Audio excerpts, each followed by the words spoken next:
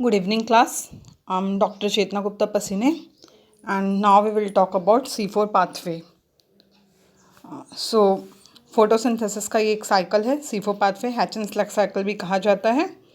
C4 pathway hatch and slack cycle has additional enzyme. C4 cycle के लिए या hatch and slack cycle में एक एडिशनल एंजाइम होता है जो पार्टिसिपेट करता है इस साइकिल के कंप्लीट होने के लिए, वो है phosphoenol pyruvate carboxylase enzyme which much higher affinity for CO2, जो कि कार्बन डाइऑक्साइड के लिए अत्यधिक बंधुता प्रदर्शित करता है।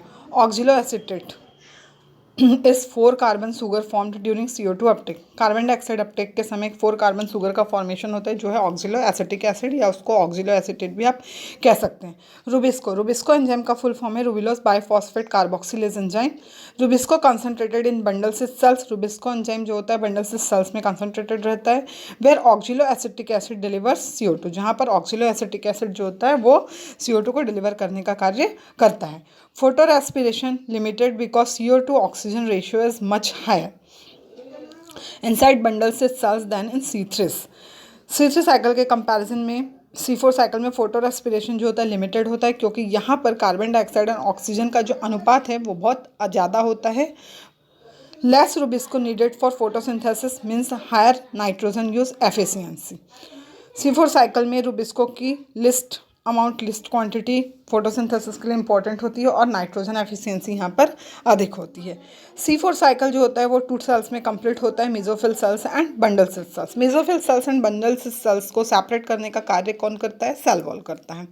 यहाँ पे आप ये साइकिल देख लीजिए, एक एडिशनल साइकिल कैल्विन साइकिल चल रहा है, इसके बारे में हम अभी बात नहीं करेंगे, यहाँ तक आपको प्रभात सर बता चुके हैं, मैं आपको C4 साइकिल एक्सप्लेन कर रही हूँ।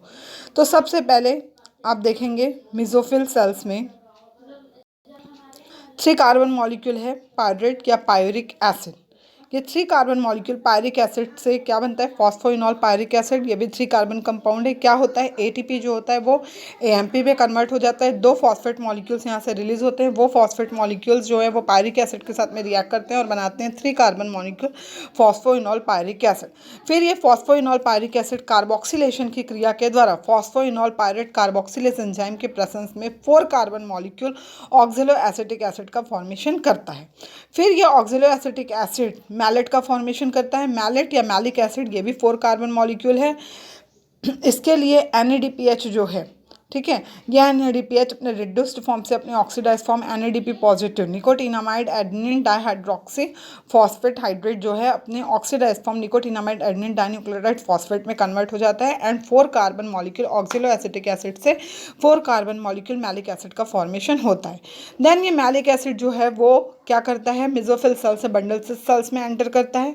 बंडल सिस सेल्स में एंटर करने के बाद में ये जो मैलिक एसिड है ये या तो कैल्विन साइकिल में एंटर कर जाएगा, और यदि इसे कैल्विन साइकिल में एंटर नहीं करना है और C4 साइकिल चल रहा है तो अगेन मैलेट से क्या बन जाता है? मैलिक एसिड से 3 कार्बन मॉलिक्यूल पायरिक एसिड का फॉर्मेशन होता है। पायरिक एसिड का फॉर्मेशन होने के लिए क्या होता है? NADP पॉजिटिव जो है वो अपने ऑक्सीडाइज स्टेज से अपने रिड्यूस्ड स्टेज NADPH में कन्वर्ट होता है एंड मैलिक एसिड से पायरिक एसिड का फॉर्मेशन होता है एंड ये पायरिक एसिड अगेन जो है वो मेसोफिल सेल्स में एंटर कर जाता है। अब यहाँ पे एक जो इंटरमीडिएट रिएक्शन चलता है वो आप देखिए, 4 carbon molecule oxaloacetic acid है। ये ऑक्सिलो एसिटिक एसिड से 4 कार्बन मॉलिक्यूल एस्पार्टिक एसिड का फॉर्मेशन होता है मेसोफिल सेल्स में, जब यहाँ से 1 मॉलिक्यूल ऑफ अमोनिया रिलीज होता है एंड बनता है 4 कार्बन मॉलिक्यूल एस्पार्टिक एसिड। ये aspartic acid again bundle sheath cells में एंटर कर जाता है एंड एस्पार्टिक एसिड से अमाइनो एसिड एलिनिन का फॉर्मेशन होता है। ये एलिनिन बंडल सिस सेल्स से मेसोफिल सेल्स में एंटर करता है और यहाँ से again 1 molecule of ammonia release होता है और फिर से 3 कार्बन मॉलिक्यूल पायरिक एसिड का फॉर्मेशन होता है। ये हो गया उसका इंटरमीडिएट रिएक्शन। यहाँ पे आपका C4 साइकिल कंप्लीट होता है। एसेसरी साइकिल चल रहा है कैल्विन साइकिल, हम उसकी बात अभी नहीं कर रहे हैं। इसके बाद अगेन यहाँ पे C4 साइकिल के आप कैरेक्टरिस्टिक्स देख लीजिए। Higher temperature, optimum and light saturation. हाँ, यहाँ पे टेम्परेचर जो होता है C4 साइकिल के लिए ऑप्टिमम टेम्परेचर होना चाहिए और लाइट का भी जो होता है वो फेवरेबल कंडीशन में लाइट होना चाहिए। High water use efficiency.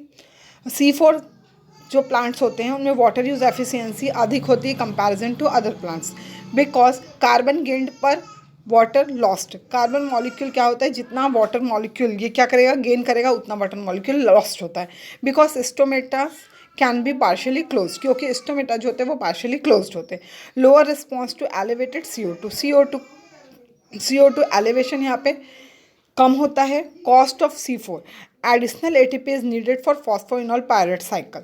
C4 cycle या फॉस्फोइनॉल पायरेट साइकिल के लिए एडिशनल अत्यधिक मात्रा में, जितना हमको नॉर्मल कैल्विन साइकिल में ATP की आवश्यकता होती है उससे अधिक मात्रा में ATP की आवश्यकता होती है, विच में limit C4 growth at low light levels, जो कि C4 प्लांट्स की ग्रोथ को लो लाइट लेवल्स में भी मेंटेन करके रखता है।